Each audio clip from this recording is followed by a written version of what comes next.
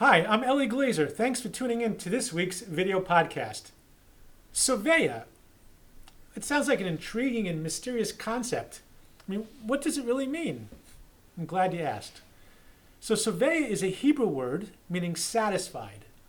It's often found in the Torah, the Jewish Bible, as well as Talmudic teachings in the context of, you guessed it, eating. One of the primary sources is in the book of Devarim, Deuteronomy, chapter 8, verse 10. V'yachalta v'savata uvarachta, and you will eat, and you will be satisfied, and you will bless the Lord. So the fundamental values we derive from this verse can inform and enrich our relationship with food. And as you'll see, that's why we chose the name Soveya. So I'm going to focus on three words in that sentence: to eat, to be satisfied, and to bless. So to eat. The purpose of eating is to provide our bodies with the essential nutrients we need to survive. Take away our food, and we'll die. It's that simple.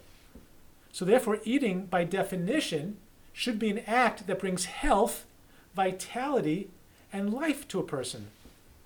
But, and this is a big but, if we engage in acts of eating that run contrary to that goal, we are causing ourselves harm instead of health, and are not fulfilling the function of food for which it was intended. As a classic scholar, the Rambam, Maimonides, wrote over 1,000 years ago, quote, "Overeating is like poison for anyone, and it is the primary cause of all illness. Most illnesses are caused either by eating harmful foods," he writes, or overeating even healthy foods. So that brings us to the next word in that sentence, means to be satisfied. Now we are directed to eat in order to satisfy our body's need for nutrition and sustenance, to provide us the energy and well-being to carry out our purpose in this world. As we have all experienced, eating beyond this point is an easing and an alluring trap into which many of us fall. Food is tempting, it tastes good, it provides comfort, convenience, and an emotional elixir for stress and anxiety.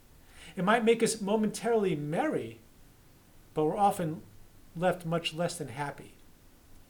Filling our stomach isn't necessarily fulfilling. Stuffed isn't satisfied. Eating to meet our body's needs has measurable limits, but feeding our feelings is often a bottomless pit.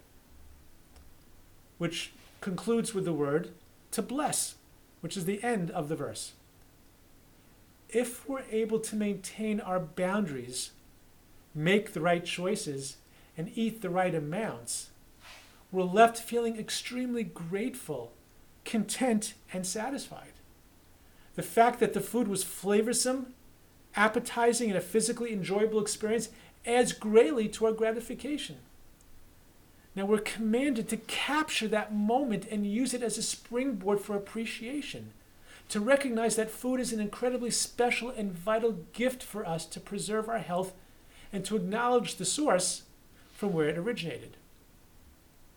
Connecting these three ideas certainly helps concretize the concept that eating to satisfaction is truly one of the greatest blessings. Thanks for tuning in, and have a great week.